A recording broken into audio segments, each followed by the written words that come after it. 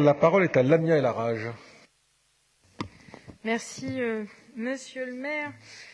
Chers collègues, tout d'abord, je souhaitais commencer mon intervention, qui, rassurez-vous, ne sera pas extrêmement longue, par saluer le travail que nous avons pu effectuer collectivement autour de Patrick Bloche.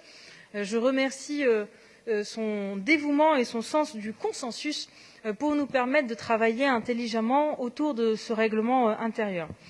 Personnellement, j'ai pris beaucoup de plaisir dans cet exercice qui nous a permis de réfléchir ensemble autour du mode de fonctionnement que nous souhaitions avoir pour les 6 prochaines années. Et je pense que le moins qu'on puisse dire, c'est que ce règlement intérieur est le fruit d'un travail collégial, intelligent et extrêmement consensuel qui nous permet d'aller dans le bon sens.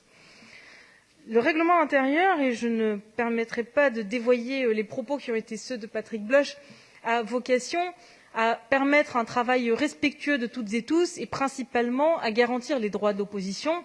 Et je pense que le moins qu'on puisse dire, c'est que c'est un travail réussi qui nous est présenté là et que nous allons toutes et tous pouvoir voter de façon intelligente et avec une adhésion complète.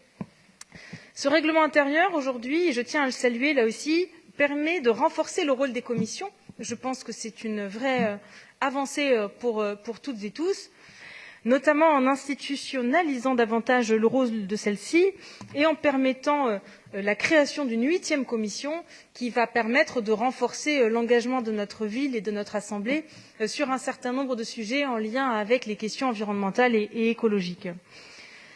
J'espère que nous pourrons avancer sur la question de la retranscription des commissions.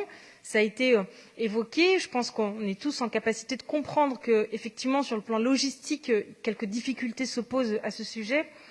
Pour autant, je ne désespère pas que nous puissions avancer à terme et que cela nous permette de valoriser davantage les travaux qui sont les nôtres en amont des conseils.